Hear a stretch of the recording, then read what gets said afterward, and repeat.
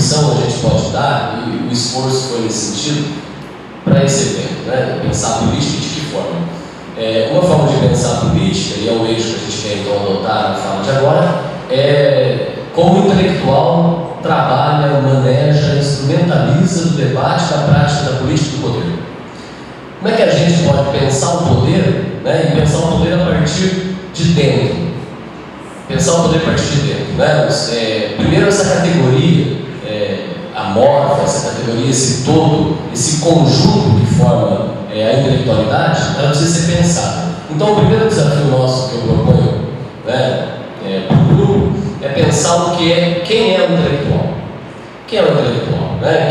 Quem que faz parte dessa categoria social, desse grupo social, desse conjunto específico da sociedade, né, que tem a intelectualidade como um elemento de diferenciador das demais categorias, camadas da sociedade. Então, primeiro é isso, que especificidade traz, né, para que ele possa se tornar ator político na medida da sua vivência, do que ele pode contribuir para o debate político, cultural do político, cultural do poder.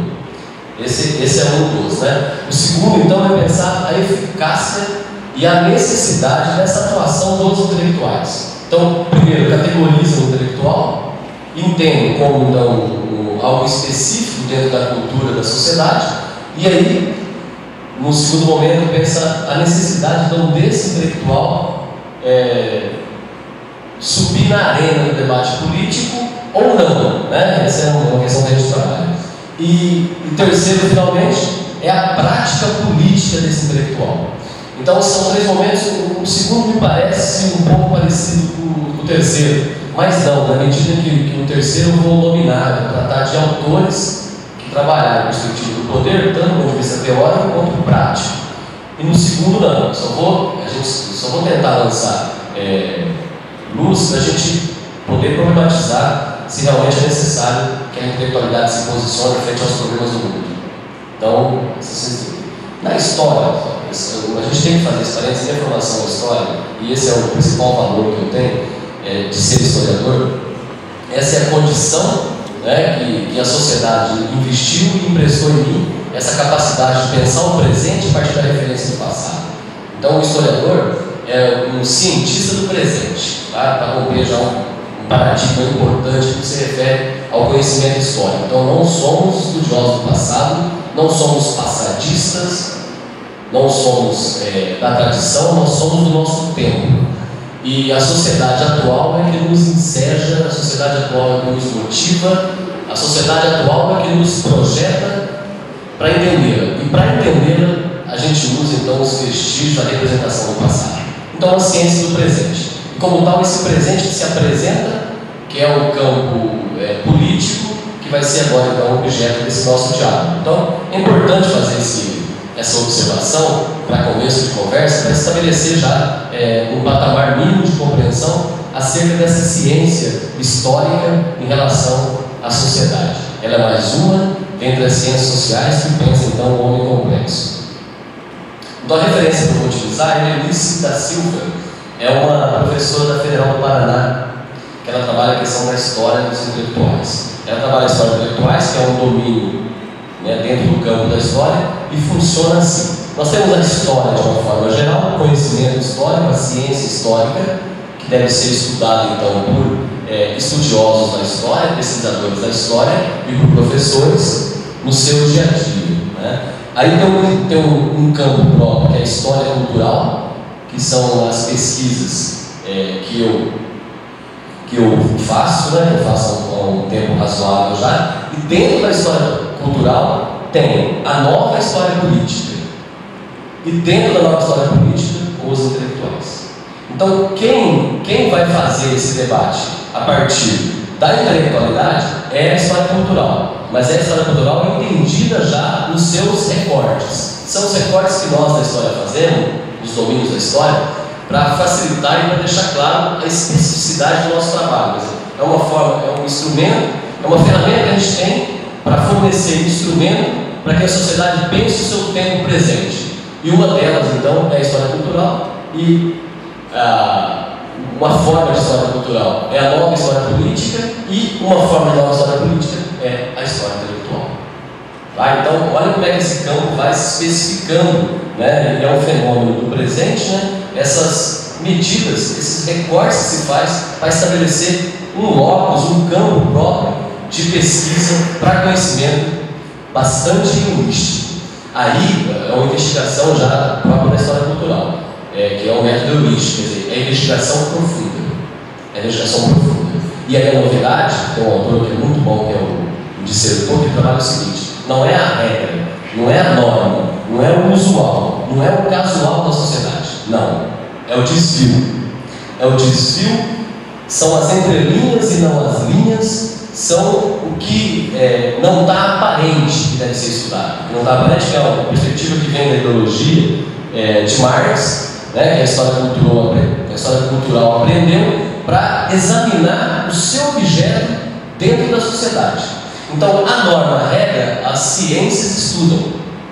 E uma das principais delas é a sociologia, né, que empresta ferramenta para a gente. Mas a história cultural, em específico, a história intelectual, trata então dos desvios da norma. E aí, uma influência bastante interessante, né, do Michel Foucault. Um outro pensador que vai ajudar a gente, além do Foucault e da Denise, a pensar essa perspectiva, é o Pierre Bourdieu, que é um sociólogo. E aí ele fala, peraí, mas é um historiador tratando da sociedade, um específico da sociedade, que são os intelectuais, e para isso vai usar da sociologia, para isso vai usar da filosofia? Sim. A história cultural entende, como nenhum outro campo da história, que a história por si só não é suficiente para compreender, né, o fio de vir, compreender a aventura humana, compreender a complexidade da sociedade. Não é possível.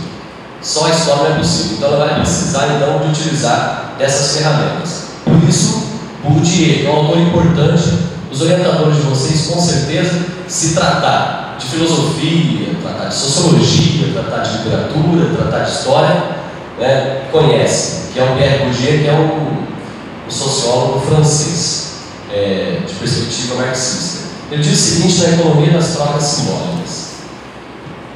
Ele define campos, que é um espaço social, e o hábitos, que é um capital simbólico produzido pelos participantes do campo.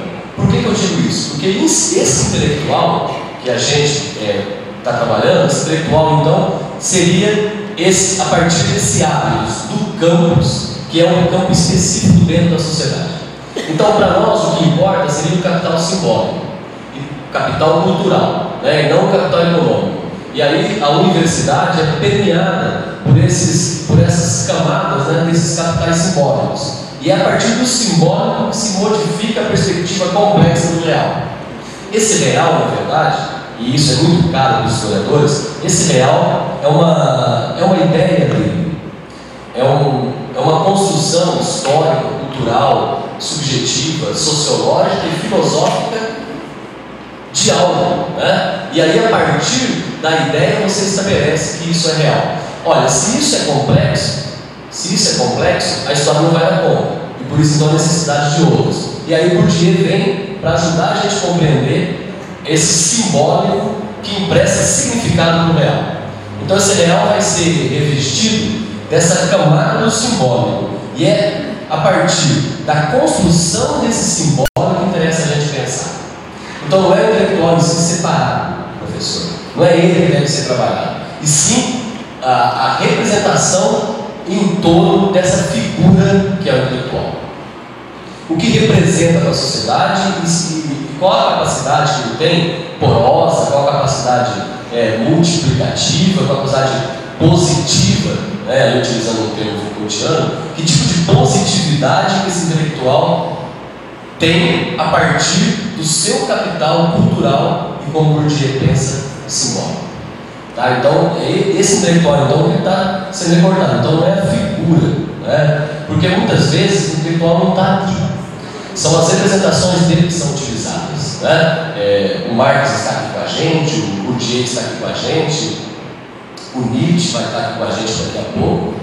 E eles estão aqui. Essa figura, então, simbólica intelectual, ela multiplica, ela produz identidades, que é um pertencimento do ser, e produz subjetividades. E aí esses atores colocados em cena já dá para a gente a exata dimensão desse simbólico intelectual que ele é carregado desse simbolismo, né? Então tem uma importância social, sim, talvez diminuída no tempo presente, talvez diminuída, mas ainda importante para pensar a sociedade. Eu quero, ainda antes de voltar aqui, lembrar, o debate vai chegar nesse momento, para a gente falar desse intelectual, mas a sociedade espera a gente uma atitude intelectual. A sociedade paga a gente para isso. Nós devemos diferenciar da sociedade no que se refere à capacidade que temos de pensar. A sociedade paga a gente para isso. Esse é o nosso dever, essa é a nossa missão, essa é a nossa condição sine qua non de existência. Senão vai se questionar a existência das universidades, se de outro modo ela não fornecer para a sociedade um instrumento para pensar a própria vivência. Então a universidade deve ser produtora desse novo conceitual, dessa nova forma que a sociedade vai se enxergar. Então é necessário sim situar, estamos entrando já nesse ponto, né, de discutir o que é esse intelectual. Nós que lidamos com a educação. A gente privilegia o ambiente universitário nesse debate porque é a partir do nosso locus, é a partir do nosso lugar, né? Mas isso vai além. É o espaço da escola, é o espaço público, né, onde se realiza a política, é o espaço dos corredores que formam o entorno da universidade e mais, é a gente fora desse espaço. Porque se ele é carregado de simbolismo, quando eu vejo um aluno, eu vou citar um Bruno aqui, que é um aluno que a gente conhece bastante, se eu vejo o Bruno fora da universidade, ele continua sendo para mim da universidade. Então a gente carrega esse simbolismo, essa carga de representação em qualquer espaço que a gente está. Tá? Então nesse sentido, ultrapassa a esfera, o espaço do pensar. Tá? Então o pensar é humano, o pensar não é da universidade. A universidade é um espaço que os homens pensam, na medida que a escola